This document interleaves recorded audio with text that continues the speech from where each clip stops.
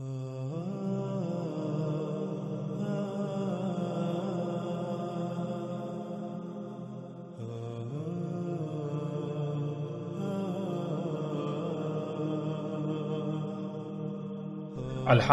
ہم مختلف پہلوں سے دجال پر کھل کر بات کر چکے۔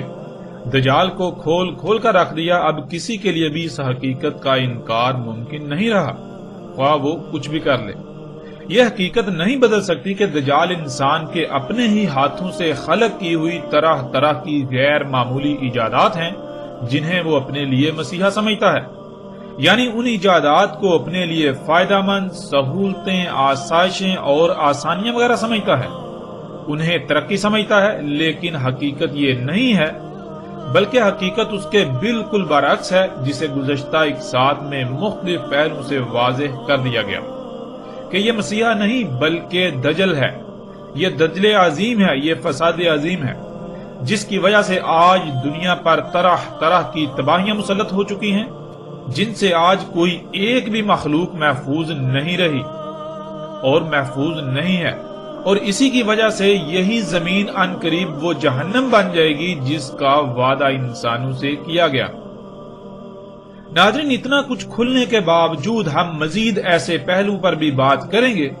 کہ جو لوگ اپنی جہالت کی بنا پر اب تک اپنی ضد پر قائم ہیں کہ یہ دجال نہیں، حالانکہ ان کے پاس ایک بھی دلیل نہیں ہے سوائے ضد، حسد، بغض اور دشمنی کے، لیکن ان لوگوں کی جہالت کو مد نظر رکھتے ہوئے، یا پھر وہ لوگ جو ابھی تک علماء نامی جہلاء امام الدجال طبقے کے دجل کا شکار ہیں، ان کے لیے اس جہالت یا اس طبقے کے دجل سے نکلنے میں آسانی ہو جائے، مزید ایسے پہلوؤں پر بات کریں گے۔ اس کے باوجود بھی اگر کوئی تسلیم نہیں کرتا تو ایسے لوگوں کے لیے اتمام حجت ہو جائے گی، کل روز محشر ان کے پاس کوئی بہانہ نہیں ہوگا۔ ناظرین، رسول اللہ صلی اللہ علیہ وآلہ وسلم نے کہا تھا کہ دجال اس وقت تک نہیں نکلے گا جب تک کہ قسطنطینیہ فتح نہیں ہو جاتا، جیسا کہ آپ سکرین پر روایت کو دیکھ سکتے ہیں۔ رسول اللہ صلی اللہ علیہ وآلہ وسلم نے کہا، نہیں نکلے گا دجال یہاں تک کہ فتح ہو جائے قسطنطینیہ۔ ناظرین، اس روایت کے علاوہ بھی کئی کتب روایات جنہیں کتب احادیث کہا جاتا ہے، ان میں ایسی روایات موجود ہیں جن میں رسول اللہ صلی اللہ علیہ وآلہ وسلم کے یہی الفاظ موجود ہیں۔ پھر اس کے علاوہ بھی رسول اللہ صلی اللہ علیہ وآلہ وسلم نے کہا تھا کہ تم ہند پر چڑھائی کرو گے، اسے فتح کرو گے، اور ہند اس وقت تک تمہارے قبضے میں رہے گا جب تک کہ دجال نہیں نکل آتا، یعنی جب دجال نکل آئے گا تو اس کے بعد ہند تمہارے قبضے سے نکل جائے گا۔ جیسے ہی ہم آگے بڑھیں گے تو اس روایت پر باقاعدہ تفصیل سے بات ہوگی۔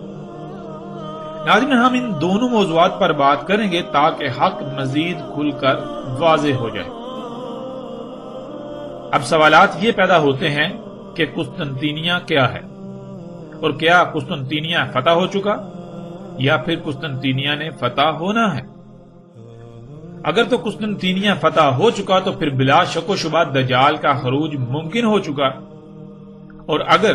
قسطنطینیہ فتح نہیں ہوا تو پھر دجال کے خروج کا تو سوال ہی پیدا نہیں ہوتا۔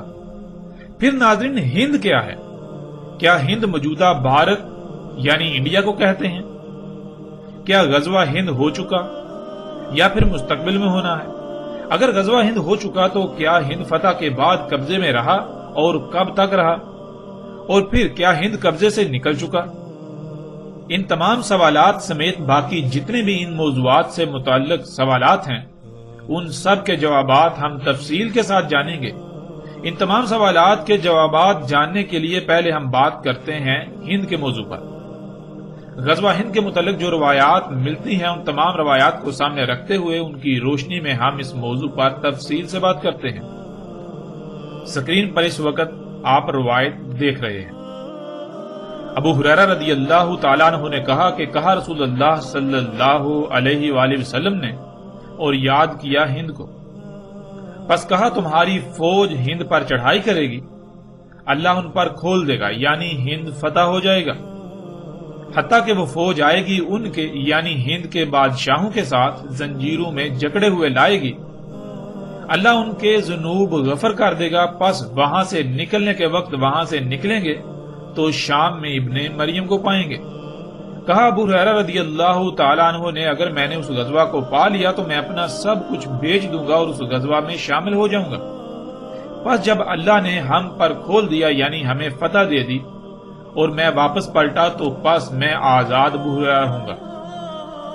آگے بڑھوں گا شام، پس پاؤں گا شام میں عیسیٰ ابن مریم علیہ السلام کو، پس مجھے حرص ہے کہ انہیں خبر دوں کہ میں آپ صلی اللہ علیہ وآلہ وسلم کا ساتھی تھا، اے اللہ کے رسول صلی اللہ علیہ وآلہ وسلم۔ پس رسول اللہ صلی اللہ علیہ وآلہ وسلم مسکرائے اور ہنسے، پھر کہا بہت دور بہت دور، یعنی اے ابو ہریرہ آپ اس غزوے کو ہی نہیں پا سکیں گے اور عیسیٰ ابن مریم علیہ السلام سے ملاقات تو بہت دور کی بات ہے۔ ناظرین، اس سے پہلے کہ ہم روایت پر بات کریں، ایک بات کا جان لینا بہت ضروری ہے،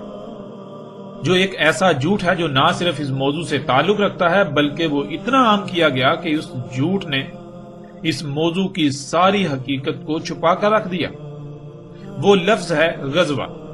جس کے معنی یہ بیان کیے جاتے ہیں کہ غزوہ اس جنگ کو کہتے ہیں جس میں رسول اللہ صلی اللہ علیہ وآلہ وسلم نے بذات خود بنفس نفیس شرکت کی ہو،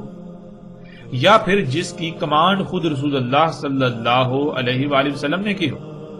لیکن حقیقت یہ ہے کہ یہ ایک ایسا بہت بڑا جھوٹ ہے جس کا حقیقت کے ساتھ دور دور تک کوئی تعلق نہیں، اس کا حقیقت کے ساتھ رائی برابر بھی تعلق نہیں۔ ناظرین، عربی کا لفظ غزوہ مجموعی طور پر 3 الفاظ کا مجموعہ ہے جنہیں آپ سکرین پر دیکھ سکتے ہیں۔ ان میں پہلا لفظ ہے غزا، دوسرا لفظ ہے زو، اور تیسرا لفظ جو کہ ایک حرف پر مشتمل ہے ہے، جو کہ ساکت تے ہے۔ غزا کے معنی ہے آغاز کرنا، پہل کرنا، شروع یا ابتدا کرنا، اور زو کے معنی چڑھنا، چڑھائی کرنا وغیرہ، اور ہے اس مقام کی طرف اشارہ کرتا ہے جس کے بارے میں بات کی جا رہی ہوتی ہے۔ اگر جس کے بارے میں بات کی جا رہی ہو اس کا نام آگے موجود ہو تو ہے نہیں بلکہ تے کا استعمال ہوگا، تے استعمال کیا جائے گا، کیونکہ عربی میں تے براہ راست اس شے یا عوامل کے لیے استعمال ہوتی ہے جن کا ذکر کرنا مقصود ہو۔ اگر نام یا براہ راست اس شے کا ذکر نہ ہو تو محض اس کی طرف اشارہ کرنے کے لیے تے کی بجائے ساکت تے یعنی ہے کا استعمال ہوگا۔ اب ناظرین، ان تینوں الفاظ کو جوڑ کر ایک لفظ بنایا جائے تو یہ بنے گا لفظ غزوہ، جس کے معنی ہے کسی پر چڑھائی کی ابتدا کرنا، چڑھائی کا آغاز کرنا، چڑھائی میں پہل کرنا۔ اور ناظرین، پھر ایک اور بات بھی یاد رکھیں کہ یہ لفظ تو عربی کا لفظ ہے جو محمد رسول اللہ صلی اللہ علیہ وآلہ وسلم کی بعثت سے قبل بھی استعمال ہوتا تھا، نہ کہ یہ لفظ محمد رسول اللہ صلی اللہ علیہ وآلہ وسلم کی بعثت کے بعد وجود میں آیا۔ جب یہ لفظ عربی کا ہے اور محمد علیہ السلام کی بعثت سے قبل بھی استعمال ہوتا تھا تو پھر ان لوگوں سے سوال ہے جو یہ کہتے ہیں اور اسے اپنا عقیدہ بنا چکے ہیں کہ غزوہ اسے کہتے ہیں جس میں رسول اللہ صلی اللہ علیہ وآلہ وسلم نے خود شرکت کی ہو، یا جس جنگ کی کمانڈ خود رسول اللہ صلی اللہ علیہ وآلہ وسلم نے کی ہو۔ اگر یہی معنی ہے تو رسول اللہ صلی اللہ علیہ وآلہ وسلم کی بعثت سے قبل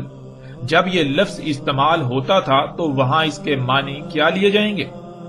تب تو رسول اللہ صلی اللہ علیہ وآلہ وسلم کی نہ بعثت ہوئی تھی اور نہ ہی ان کی پیدائش۔ ان کی پیدائش سے صدیاں قبل بھی یہ لفظ نہ صرف اپنا وجود رکھتا تھا بلکہ استعمال ہوتا رہا۔ ناظرین، آگے بڑھنے سے پہلے لفظ غزوہ کے معنی کو ذہن میں رکھنا بہت ضروری ہے۔ اگر اس سے اعراض کیا جائے گا، اس سے منہ موڑا جائے گا تو آپ حق کو سمجھنے کے بجائے الٹا اپنے پہلے سے اخذ کیے ہوئے نظریات سے باہر نہیں نکل سکیں گے اور حق کی پہچان بالکل ناممکن ہو جائے گی۔ اب آتے ہیں اس روایت کی طرف۔ ناظرین، اس روایت کی بنیاد پر آج آپ کو یہ بات اکثر سننے کو ملے گی جو کہ آج ایک عقیدے و نظریے کی حیثیت اختیار کر چکی ہے کہ جو گروہ یا فوج غزوہ ہند کرے گی یعنی ہند پر چڑھائی کرے گی، وہی گروہ لوگ یا فوج یہاں سے فتوحات کرتے ہوئے شام جائیں گے، اور جب شام پہنچیں گے، وہ گروہ شام پہنچے گا تو وہاں عیسیٰ ابن مریم علیہ السلام کو پائیں گے۔ عیسیٰ ابن مریم علیہ السلام چونکہ آخر الزمان میں قرب قیام الساعت آئیں گے اس لیے غزوہ ہند بھی ابھی مستقبل میں ہونا ہے۔ ناظرین، یہ ایک بہت ہی خطرناک عقیدہ ہے جس کی نہ تو کوئی بنیاد ہے اور نہ ہی اس میں ایک رائے برابر بھی حقیقت ہے۔ اس کے باوجود غزوہ ہند کے نام پر آج تک نہ صرف دھوکہ دیا جاتا رہا بلکہ آج بھی دھوکہ دیا جا رہا ہے۔ بلا شک و شبہ اس روایت میں ایسا تاثر ملتا ہے کہ جو لوگ غزوہ ہند کریں گے وہی شام میں عیسیٰ ابن مریم علیہ السلام کو پائیں گے، یعنی یہ ایک ہی گروہ ہے، لیکن حقیقت کیا ہے؟ جیسے ہی ہم آگے بڑھیں گے تو حقیقت کھل کر سامنے آ جائے گی۔ وہ ایک نہیں بلکہ الگ الگ دو گروہ ہیں۔ اب ناظرین، سب سے پہلی بات یہ ہے کہ غزوہ ہند کرنے والے کون ہوں گے؟ کیا کوئی تنظیم ہوگی، کوئی جماعت یا گروہ ہوگا، کچھ لوگوں کا غزوہ ہند کے نام پر گروہ وغیرہ ہوگا، یا پھر کوئی فوج ہوگی؟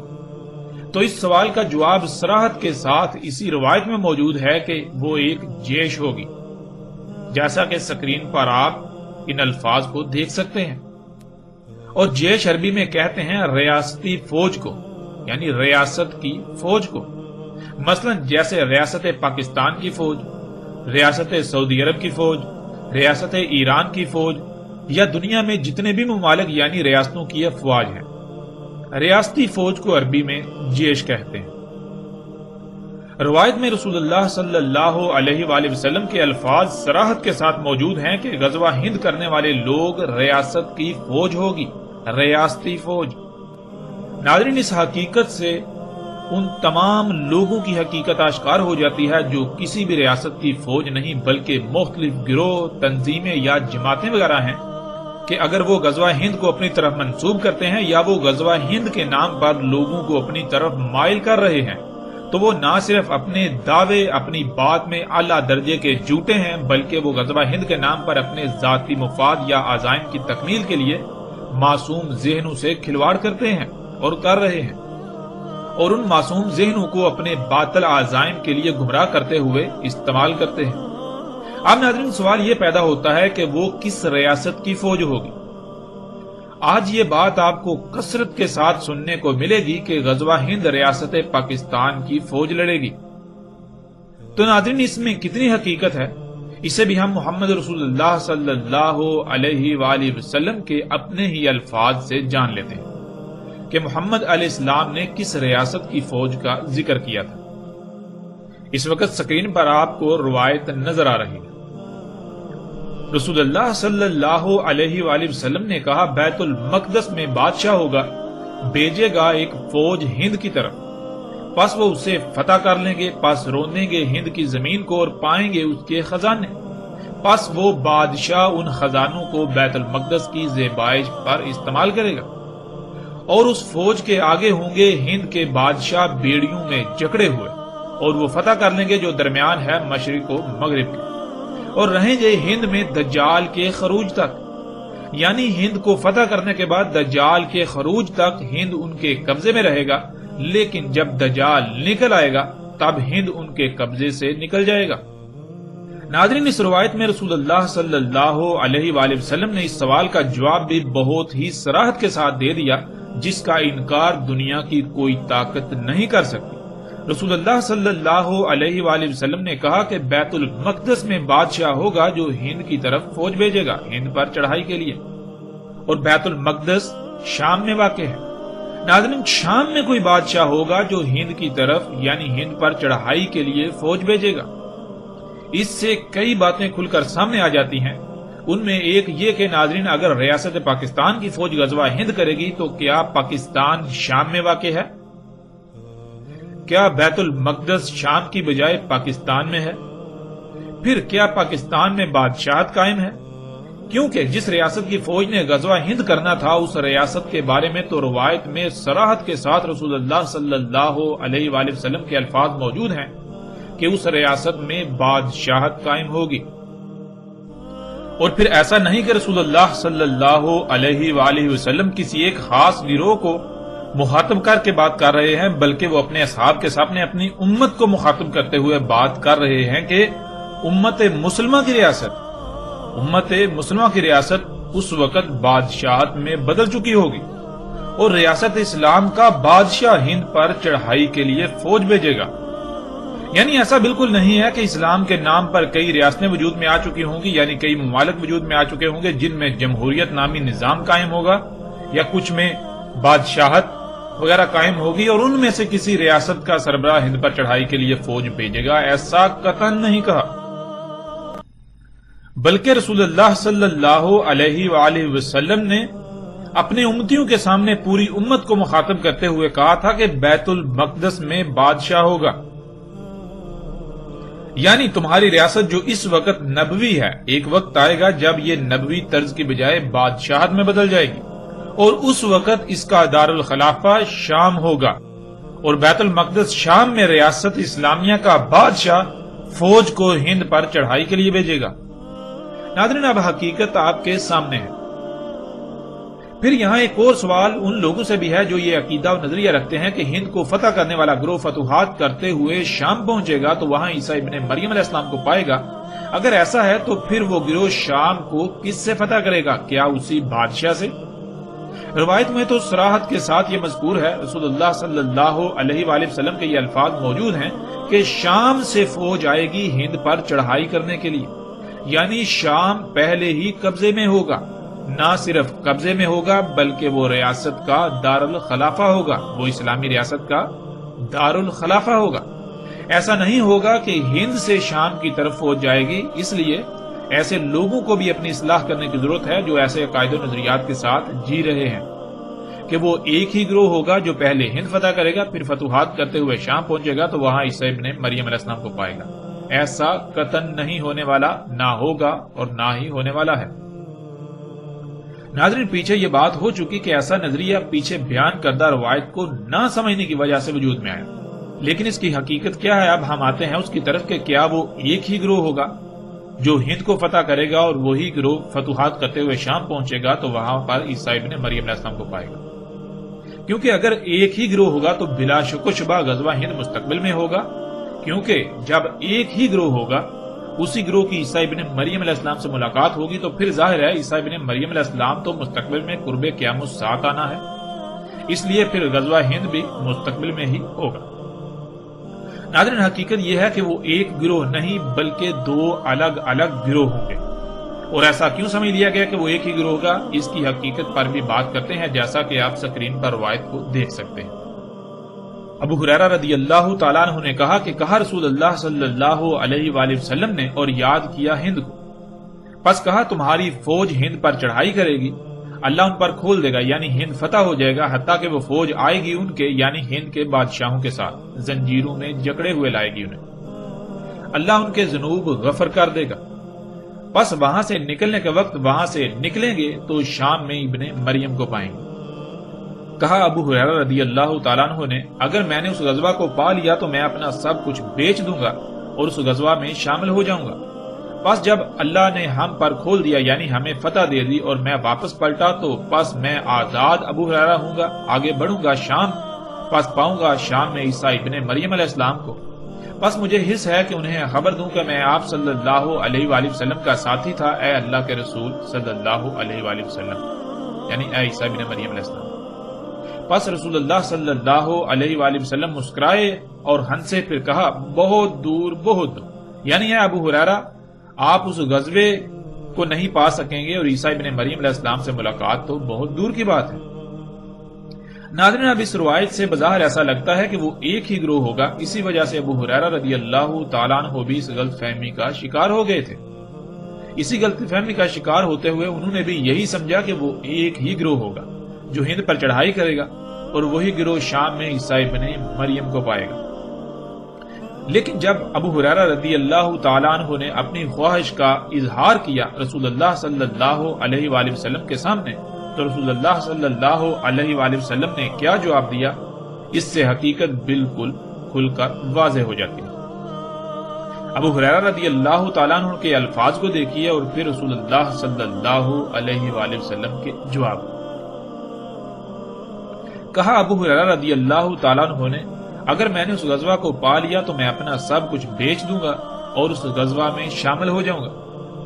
پس جب اللہ نے ہم پر کھول دیا یعنی ہمیں فتح دے دی اور میں واپس پلٹا تو پس میں آزاد ابو ہریرہ ہوں گا، آگے بڑھوں گا شام، پس پاؤں گا شام میں عیسیٰ ابن مریم علیہ السلام کو، پس مجھے حرص ہے کہ انہیں خبر دوں کہ میں آپ یعنی محمد علیہ السلام کا ساتھی تھا، اے اللہ کے رسول عیسیٰ ابن مریم علیہ السلام۔ پس رسول اللہ صلی اللہ علیہ وآلہ وسلم مسکرائے اور کہا بہت دور بہت دور، یعنی جب رسول اللہ صلی اللہ علیہ وآلہ وسلم نے ہند کو یاد کرتے ہوئے غزوہ ہند یعنی ہند پر چڑھائی کرنے کا ذکر کیا اور آگے عیسیٰ ابن مریم علیہ السلام کا بھی ذکر کیا، تو ابو ہریرہ رضی اللہ تعالیٰ عنہ غلط فہمی کا شکار ہو گئے اور وہ یہ سمجھ بیٹھے کہ ایک ہی گروہ ہوگا جو ہند پر چڑھائی کرے گا اور وہی گروہ جب شام پہنچے گا تو وہاں عیسیٰ ابن مریم علیہ السلام کو پا لے گا۔ اور پھر جب ابو ہریرہ رضی اللہ تعالی عنہ نے رسول اللہ صلی اللہ علیہ وآلہ وسلم کے سامنے اپنی اس خواہش کا اظہار کیا کہ ان کی خواہش ہے کہ وہ اس غزوہ کو پا لیں، اس میں اگر وہ بچ جائیں زندہ بچ جائیں اور پھر جب شام پہنچے تو وہاں وہ عیسیٰ علیہ السلام سے ملاقات کریں، ان کو پا لیں۔ تو رسول اللہ صلی اللہ علیہ وآلہ وسلم کو اس بات کا علم ہو گیا، یہ علم ہو گیا کہ ابو ہریرہ رضی اللہ تعالی عنہ غلط فہمی کا شکار ہو گئے ہیں اور وہ یہ سمجھ رہے ہیں کہ وہ ایک ہی گروہ ہوگا۔ تو اس وقت رسول اللہ صلی اللہ علیہ وآلہ وسلم نے ان کی یہ غلط فہمی دور کرنے کے لیے اپنی اس بات کی مزید وضاحت کر دی کہ وہ ایک نہیں بلکہ دو مختلف گروہ ہوں گے، اور وہ ایک ہی وقت نہیں بلکہ مختلف اوقات میں وہ گروہ ہوں گے، جیسا کہ آپ سکرین پر روایت کو دیکھ رہے ہیں۔ رسول اللہ صلی اللہ علیہ وآلہ وسلم نے کہا میری امت سے دو گروہوں کو اللہ نے آگ سے آزاد کر دیا، ایک جسے آگ سے آزاد کیا وہ ہند پر چڑھائی کرے گا، اور دوسرا گروہ وہ جو ہوگا عیسیٰ ابن مریم علیہ السلام کے ساتھ۔ ناظرین، جب ابو ہریرہ رضی اللہ تعالی عنہ پر یہ بات واضح ہو گئی کہ وہ ایک نہیں دو الگ الگ گروہ ہوں گے، تو اس کے بعد ابو ہریرہ رضی اللہ تعالیٰ عنہ کے ایسے الفاظ نہیں ملتے کہ جس سے یہ بات ثابت ہو کہ اس کے بعد بھی ابو ہریرہ رضی اللہ تعالیٰ عنہ نے اپنی اسی خواہش کا ذکر کیا ہو، اسی خواہش کا اظہار کیا ہو۔ ابو ہریرہ رضی اللہ تعالیٰ عنہ نے صرف رسول اللہ صلی اللہ علیہ وآلہ وسلم کے سامنے اس وقت اپنی اس خواہش کا اظہار کیا جب رسول اللہ صلی اللہ علیہ وآلہ وسلم نے ہند کا ذکر کرتے ہوئے، ہند کو یاد کرتے ہوئے غزوہ ہند کا ذکر کیا اور ابن مریم سے شام میں ملاقات والی بات کی، اور رسول اللہ صلی اللہ علیہ وآلہ وسلم کو اسی وقت ادراک ہو گیا کہ ابو ہریرہ رضی اللہ تعالیٰ عنہ یہ سمجھ رہے ہیں کہ وہ ایک ہی گروہ ہوگا جو غزوہ ہند میں شریک ہوگا اور اس کے بعد شام میں ابن مریم سے ملے گا۔ اسی وجہ سے رسول اللہ صلی اللہ علیہ وآلہ وسلم نے اس کی وضاحت کر دی کہ وہ ایک گروہ نہیں بلکہ وہ دو الگ الگ گروہ ہوں گے، جیسا کہ پیچھے بیان کردہ روایت میں آپ دیکھ چکے ہیں۔ اور اس کے بعد ابو ہریرہ رضی اللہ تعالیٰ عنہ کے جو بھی الفاظ ملتے ہیں ان میں یہی ملتا ہے کہ ابو ہریرہ رضی اللہ تعالیٰ عنہ نے اس کے بعد کبھی بھی ابن مریم علیہ السلام سے ملاقات کی خواہش کا اظہار نہیں کیا، بلکہ وہ صرف غزوہ ہند میں شمولیت کی خواہش کا شدت سے اظہار کیا کرتے تھے، جس سے یہ بھی ثابت ہو جاتا ہے کہ ابو ہریرہ رضی اللہ تعالیٰ عنہ کو یقین تھا اور علم تھا کہ غزوہ ہند اتنا قریب ہے کہ ہو سکتا ہے وہ اتنی زندگی پا لیں کہ اس میں شریک ہو سکیں۔ اور جب غور کریں تو یہ بات ثابت بھی ہو جاتی ہے کہ ابو ہریرہ رضی اللہ تعالیٰ عنہ اپنی خواہش کا جو اظہار کرتے تھے وہ حقیقت میں اسی لیے کرتے تھے کہ غزوہ ہند بہت قریب تھا اور ان کو لگتا تھا کہ ہو سکتا ہے وہ تب تک حیات ہوں اور اسے پا لیں۔ جیسا کہ ابو ہریرہ رضی اللہ تعالیٰ عنہ کی وفات 77 سال کی عمر میں سن 57 ہجری میں ہوئی، اور غزوہ ہند ابو ہریرہ رضی اللہ تعالیٰ عنہ کی وفات کے صرف 33 سال بعد 90 ہجری میں ہوا۔ یعنی اگر ابو ہریرہ رضی اللہ تعالیٰ عنہ مزید 33 سال زندہ رہتے تو وہ غزوہ ہند کو پا لیتے۔ یہی وہ وجہ تھی جس وجہ سے ابو ہریرہ رضی اللہ تعالیٰ عنہ اپنی اس خواہش کا اظہار کیا کرتے تھے، کیونکہ انہیں اس بات کا علم تھا کہ غزوہ ہند قریب ترین ہونے والے واقعات میں سے ایک ہے۔ ناظرین، اب سوال یہ پیدا ہوتا ہے کہ ابو ہریرہ رضی اللہ تعالیٰ عنہ کو کیسے اس بات کا علم تھا کہ غزوہ ہند قریب ترین ہونے والے واقعات میں سے ایک ہے، کہ ہو سکتا ہے کہ وہ اسے پا لیں؟ تو اس کا جواب بھی بالکل واضح ہے۔ جیسا کہ سکرین پر آپ روایت کو دیکھ رہے ہیں۔ ابو ہریرہ رضی اللہ تعالی عنہ نے کہا ہم سے وعدہ لیا یا وعدہ کیا رسول اللہ صلی اللہ علیہ وآلہ وسلم نے غزوہ ہند یعنی ہند پر چڑھائی کرنے کا، پس اگر میں نے اسے پا لیا خرچ کروں گا اس میں اپنی جان اور اپنے مال کو، پس اگر قتل ہو گیا تو ہوں گا افضل الشہداء سے، اور اگر واپس پلٹا میں ہوں گا آزاد کر دیا گیا ابو ہریرہ یعنی جہنم کی آگ سے آزاد کر دیا گیا۔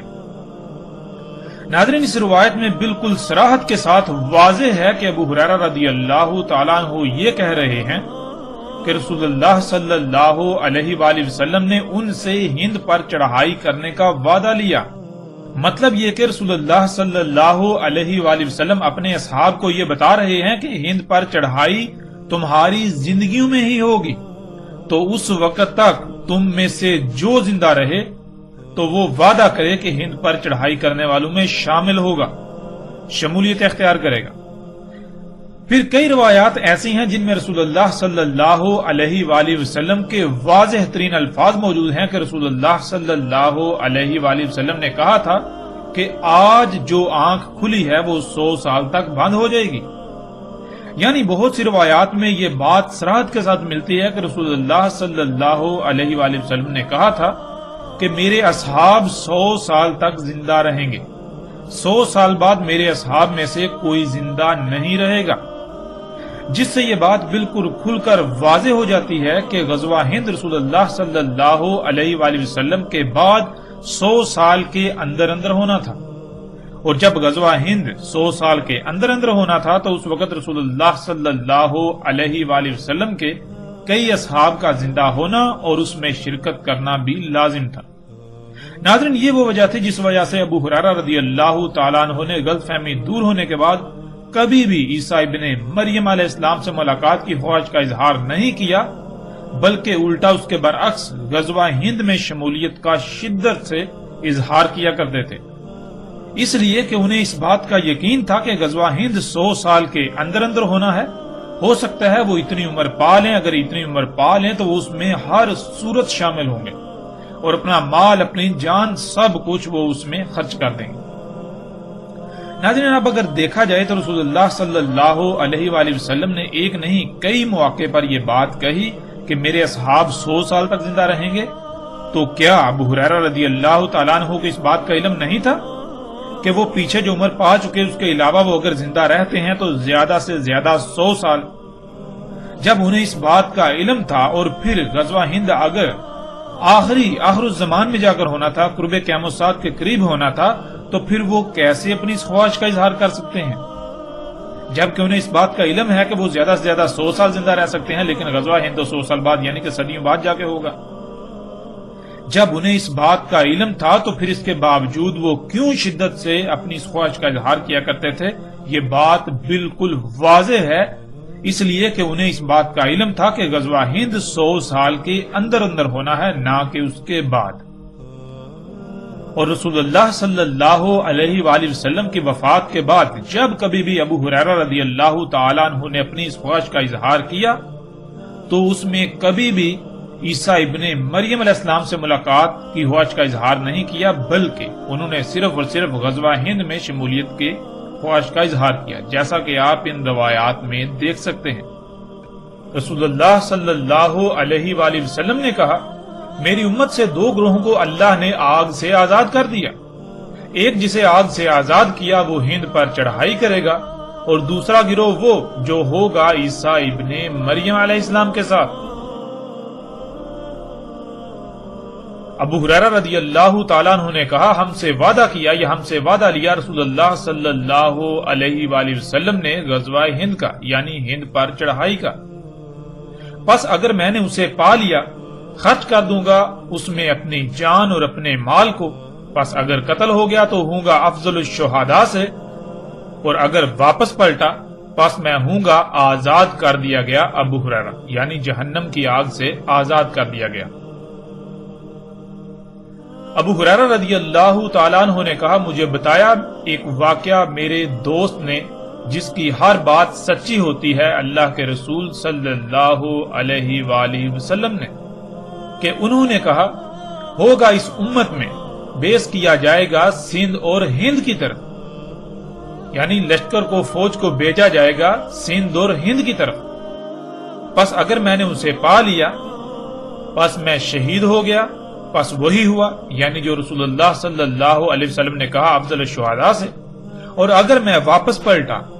پس میں یہ الفاظ ذکر کروں گا اور میں آزاد ابو ہریرہ، تحقیق مجھے آزاد کر دیا گیا آگ سے، یعنی جہنم کی آگ سے۔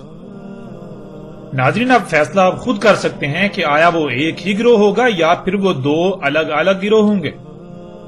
یہ فیصلہ آپ کے اختیار میں، حقیقت ہر لحاظ سے آپ پر کھل کر واضح ہو چکی،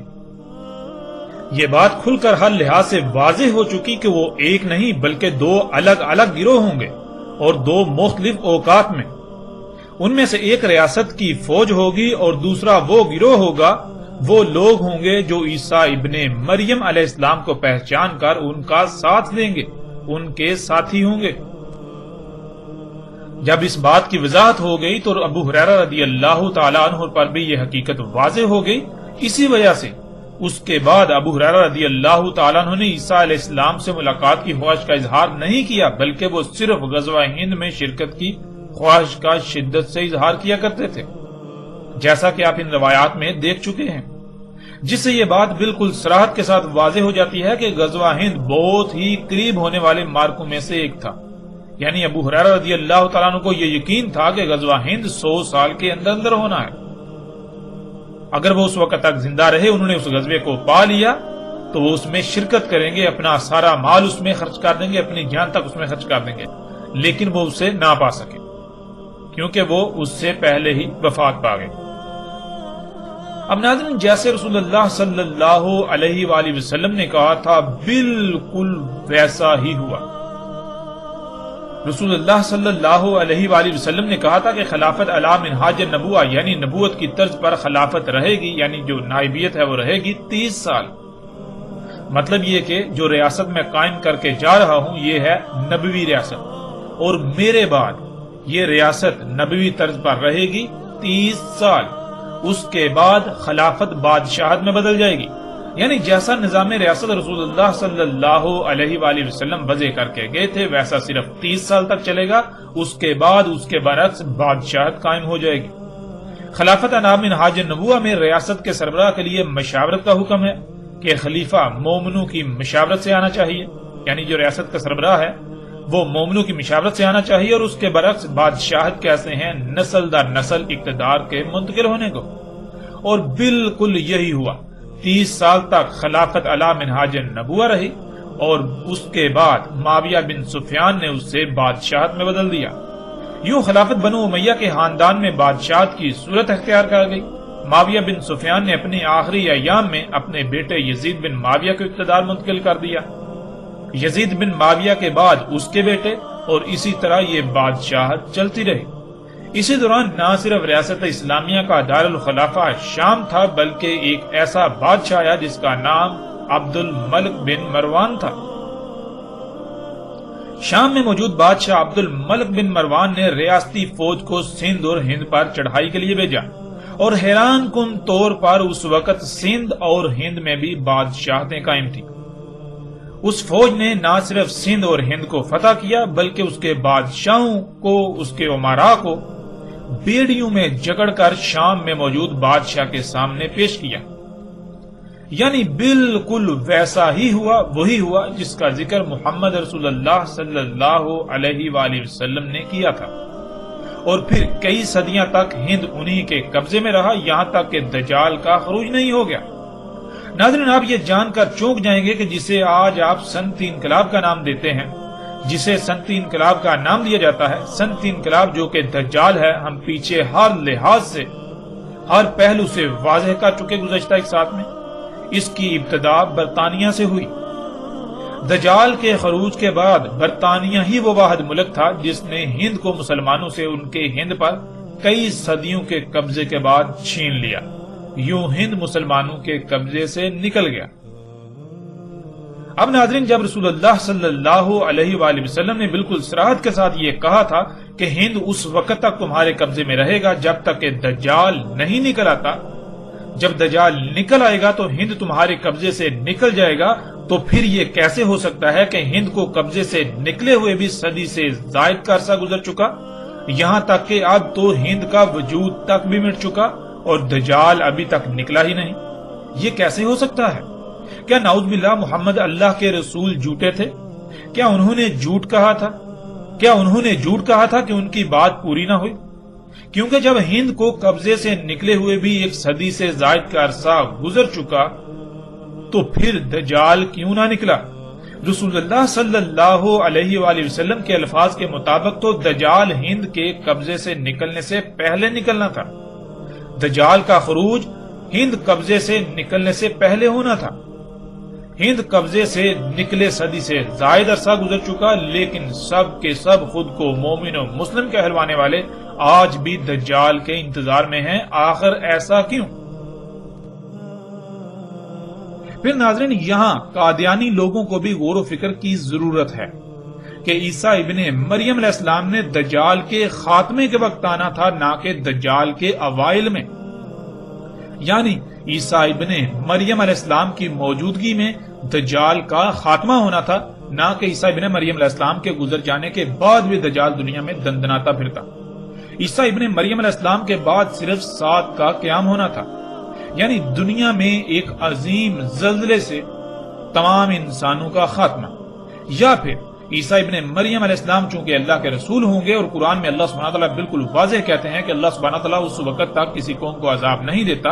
اللہ تعالیٰ اس وقت تک عذاب نہیں لاتا جب تک کہ رسول بھیج کر حجت نہ پوری کر لیں، اور رسول کی موجودگی میں عذاب آتا ہے، رسول اور اس کے ساتھیوں کو اس عذاب سے بچا لیا جاتا ہے، جیسے کہ آپ کے سامنے قرآن میں بہت ساری مثالیں موجود ہیں۔ مثلا آپ نوح علیہ السلام کو دیکھ سکتے ہیں،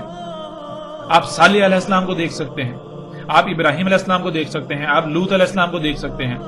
آپ موسیٰ علیہ السلام کو دیکھ سکتے ہیں، آپ عیسیٰ علیہ السلام کو دیکھ سکتے ہیں۔ اس طرح آپ کو ہر رسول کی زندگی میں بالکل واضح یہ چیز ملے گی۔ تو پھر غلام احمد قادیانی کیسے عیسیٰ ابن مریم یا مثل عیسیٰ ابن مریم ہو سکتا ہے؟ یہ ممکن ہی نہیں کہ غلام قادیانی عیسیٰ ابن مریم یا مثل عیسیٰ ابن مریم تھا۔ حقیقت کیا ہے؟ اللہ کے فضل سے جیسے جیسے ہم آگے بڑھیں گے تو حقیقت ہر لحاظ سے کھل کر سامنے آ جائے گی، لیکن یہاں یہ جان لیں کہ غلام احمد قادیانی نہ عیسیٰ ابن مریم تھا، نہ مثل عیسیٰ، اور نہ ہی مہدی وغیرہ تھا، اور نہ ہی دنیا کی کوئی طاقت اسے عیسیٰ، مثل عیسیٰ یا مہدی ثابت کر سکتی ہے۔ قادیانی لوگوں کو غور و فکر کی دعوت دی جاتی ہے، غور و فکر کیجئے، اللہ کے فضل سے عن قریب وہ حقائق بھی آپ کے سامنے آئیں گے کہ کوئی قادیانی بھی اس بات کا انکار نہیں کر سکے گا۔ اور ناظرین، پھر تاریخ گواہ ہے جتنے بھی رسول آئے ان کی زندگی میں انہیں تکذیب و تضلیل کا نشانہ بنایا گیا، اور انہی کی زندگی میں انہیں اللہ نے سچا ثابت کر دکھایا۔ جیسے اللہ نے ہر شے سے اسی کا جوڑا خلق کیا، جس طرح انسانوں کے نزدیک زمین پر یوم کا جوڑا لیل اور نہار خلق کیا گیا۔ یوم کی ابتدا لیل یعنی اندھیرے سے ہوتی ہے، پھر بالآخر اندھیرے کو روشنی کے سامنے پسپا ہونا پڑتا ہے۔ بالکل اسی طرح ہر رسول کی زندگی میں بھی 2 مرحلے آئے۔ پہلا مرحلہ جو صرف خالص دعوت پر مبنی تھا، جس میں ہر رسول کو جن کی طرف اسے بھیجا گیا یا انہیں بھیجا گیا ان کی طرف سے تکذیب و تضلیل کا سامنا کرنا پڑا، لیکن دوسرے مرحلے میں دشمنوں کو بھی یا تو انہیں تسلیم کرنا پڑا، یا پھر اللہ نے اپنے عذاب کا فیصلہ سنا کر رسول اور اس کے ساتھیوں کو اس عذاب سے بچا کر رسول کی صداقت کی گواہی دے دی، اور پھر مجبوراً سب کو رسول کو تسلیم کرنا پڑا، اور پھر ہر رسول کے بعد ان کی دعوت لفظ با لفظ سچی ثابت ہوئی، جس وجہ سے بعد والے بھی انہیں تسلیم کرنے پر مجبور ہو گئے کہ واقعتاً فلاں اللہ کا رسول تھا، یعنی اللہ کا ہی بھیجا ہوا تھا۔ اور ہر رسول کے بعد دنیا کی کوئی طاقت اسے غلط ثابت نہیں کر سکی، بلکہ الٹا اس کی تصدیق ہی کی گئی۔ کوئی ایک بھی ایسا رسول نہیں ہے جو واقعتاً اللہ کا رسول تھا لیکن بعد میں کسی نے اسے غلط ثابت کیا ہو، کیونکہ یہ ممکن ہی نہیں۔ اللہ اپنے بندوں کو یعنی اللہ اپنے غلاموں کو رسوا نہیں کرتا۔ اور اسی طرح اگر غلام احمد قادیانی سچا تھا تو کیا اس کے ساتھ بھی وہی کچھ ہوا جو گزشتہ رسولوں کے ساتھ ہو چکا؟ ایسا قطعاً نہیں ہوا۔ جیسے جیسے ہم آگے بڑھیں گے تو ہم اللہ کے فضل سے اللہ کی کتاب سے ایسے ایسے حقائق سامنے لائیں گے کہ دنیا کا کوئی ایک بھی قادیانی ان حقائق کو جھٹلا نہیں سکے گا، ان کا رد نہیں کر سکے گا، خواہ وہ کچھ بھی کر لے، خواہ کچھ بھی ہو جائے۔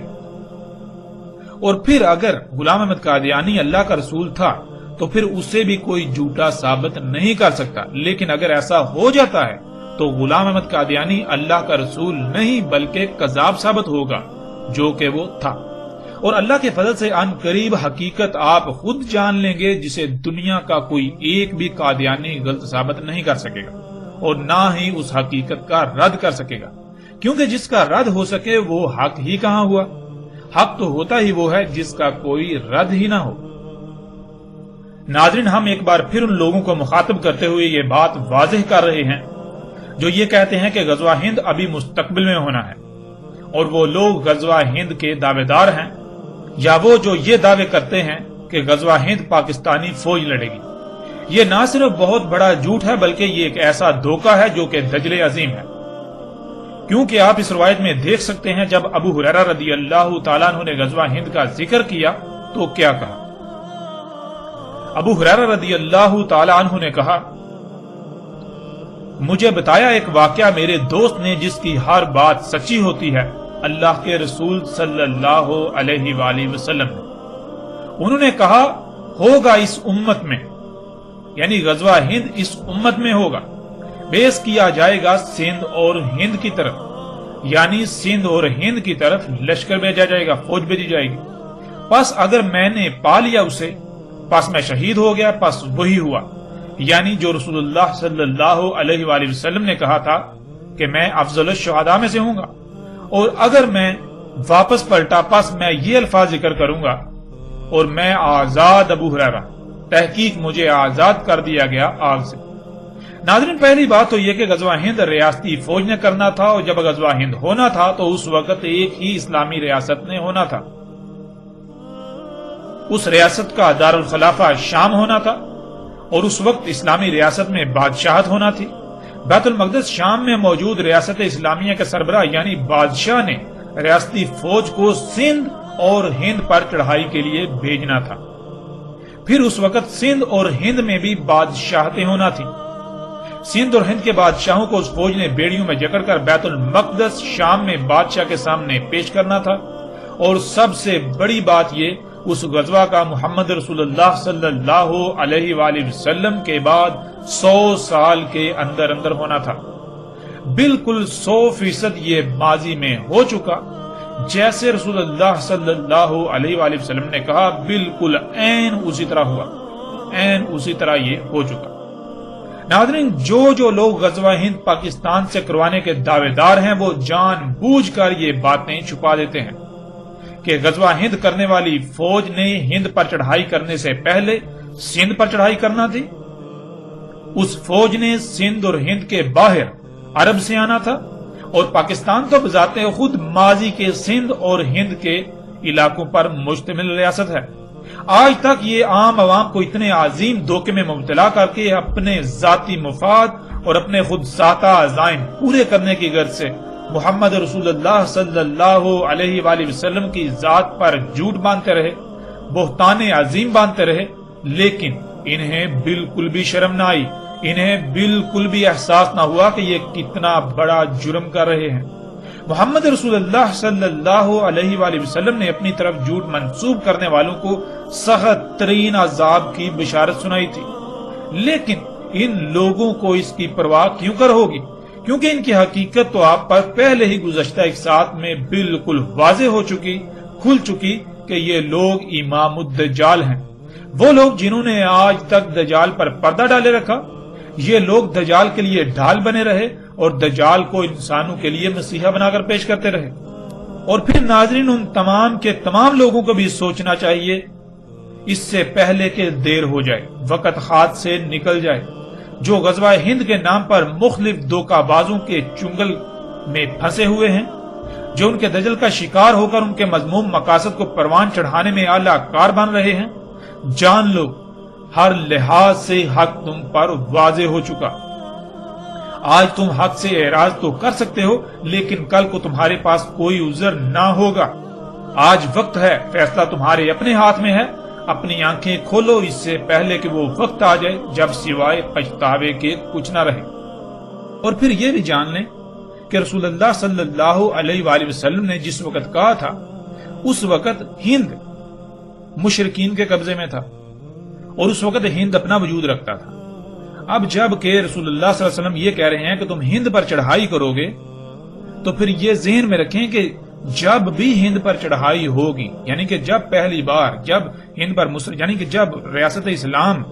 کی طرف سے ہند پر چڑھائی ہوگی تو اس کا ذکر کیا جا رہا ہے۔ ہرگز ایسا نہیں کہا رسول اللہ صلی اللہ علیہ وسلم نے کہ تم ہند پر چڑھائی کرو گے، اس کے بعد ہند فتح کر لو گے، پھر تم ہند میں رہو گے اس وقت تک جب تک ہند تمہارے قبضے سے نکل نہیں جاتا۔ پھر جب ہند تمہارے قبضے سے نکلے گا پھر وہ مختلف ٹکڑوں میں تقسیم ہو جائے گا، یعنی ممالک میں تقسیم ہو جائے گا۔ تو ہند جو ہے وہ سری لنکا، بنگلہ دیش، نیپال، انڈیا اور پاکستان، ان ممالک کی صورت میں تقسیم ہو جائے گا۔ تو اس وقت تم جو ہے ان میں سے جو انڈیا نامی خطہ ہے اس پر چڑھائی کرو گے، ایسا قطعاً کہیں بھی رسول اللہ صلی اللہ علیہ وآلہ وسلم نے نہیں کہا۔ آج ہند کا وجود ہی نہیں، آج ہند کا وجود ہی نہیں ہے۔ دنیا کا نقشہ اٹھا کر دیکھیں تو دنیا کے نقشے سے آپ کو ہند نہیں ملے گا، آپ کو پاکستان ملے گا، آپ کو انڈیا ملے گا، آپ کو نیپال ملے گا، آپ کو سری لنکا ملے گا، آپ کو بنگال ملے گا، بنگلہ دیش ملے گا۔ تو ناظرین، آج پہلی بات تو یہ کہ ہند کا وجود ہی ختم ہو چکا۔ رسول اللہ صلی اللہ علیہ وآلہ وسلم نے ہند پر چڑھائی کا کہا تھا، نہ کہ بنگلہ دیش یا انڈیا یا نیپال یا سری لنکا کا کہا۔ ہند کا آج وجود ختم ہو چکا، جو کچھ ہونا تھا وہ ماضی میں ہو چکا۔ آج وہ لوگ جو غزوہ ہند کے نام پر معصوم ذہنوں سے کھلواڑ کر رہے ہیں، وہ اپنے دعوے میں، اپنی بات میں انتہائی اعلیٰ درجے کے جھوٹے ہیں، کذاب ہیں۔ ان کے دھوکے میں مت آئیے، حقیقت ہم نے ہر لحاظ سے آپ کے سامنے رکھ دی۔ اس کے باوجود بھی اگر آپ شخصیات سے متاثر ہیں، انہیں اپنا الہ بنانا چاہتے ہیں، آپ مختلف گروہوں سے متاثر ہیں، آپ اپنی ہی خواہشات کی تباہ کرنا چاہتے ہیں، تو پھر آپ کے لیے رستہ کھلا ہے۔ آپ جو جی میں آئے کریں، جو جی چاہے کریں، لیکن یہ جان لیں حق آپ کے سامنے کھل چکا۔ کل کو آپ کے لیے کوئی ایک بھی بہانہ یہ نہیں ہوگا کہ آپ کو فلاں نے گمراہ کر دیا، آپ فلاں کے جانسے میں آ گئے۔ آپ کے پاس کوئی ایک بھی بہانہ نہیں رہے گا۔ اب اس موضوع کے آخر میں ان تمام لوگوں سے سوال کیا جاتا ہے کہ جب رسول اللہ صلی اللہ علیہ وآلہ وسلم کے الفاظ کے عین مطابق سندھ اور ہند پر چڑھائی ہوئی، اسے فتح کیا گیا، وہ صدیوں تک مسلمانوں کے قبضے میں رہا، بالآخر وہ قبضے سے نکل گیا۔ جب قبضے سے نکلا تو ہند کا وجود ختم ہو گیا، پھر وہ ہند نہیں رہا۔ اور رسول اللہ صلی اللہ علیہ وآلہ وسلم نے کہا تھا کہ ہند تمہارے قبضے سے اس وقت تک نہیں نکلے گا جب تک کہ دجال نہیں نکلا تھا۔ دجال کے نکلنے کے بعد ہند تمہارے قبضے سے نکلے گا۔ تو غور کریں، ہند قبضے سے نکلے ہوئے ایک صدی سے زائد کا عرصہ گزر چکا، یہاں تک کہ ہند کا وجود ہی مٹ چکا۔ تو پھر دجال کہاں گیا؟ کیا رسول اللہ صلی اللہ علیہ وآلہ وسلم نے جھوٹ کہا تھا؟ قطعاً نہیں، قطعاً نہیں، قطعاً نہیں۔ رسول اللہ صلی اللہ علیہ وآلہ وسلم نے ایک ایک بات سچ کہی تھی، اور الحمدللہ اللہ کے فضل سے ہم نے اللہ کے رسول محمد علیہ السلام کی ایک ایک بات کی تصدیق کر دی اور ایک ایک بات کی تصدیق کر رہے ہیں۔ دجال کا خروج تو کب کا ہو چکا، اب تو دجال کے خاتمے کا وقت بھی سر پر آ چکا ہے، اور آپ عنقریب اپنی آنکھوں سے دجال کا خاتمہ ہوتا ہوا دیکھیں گے۔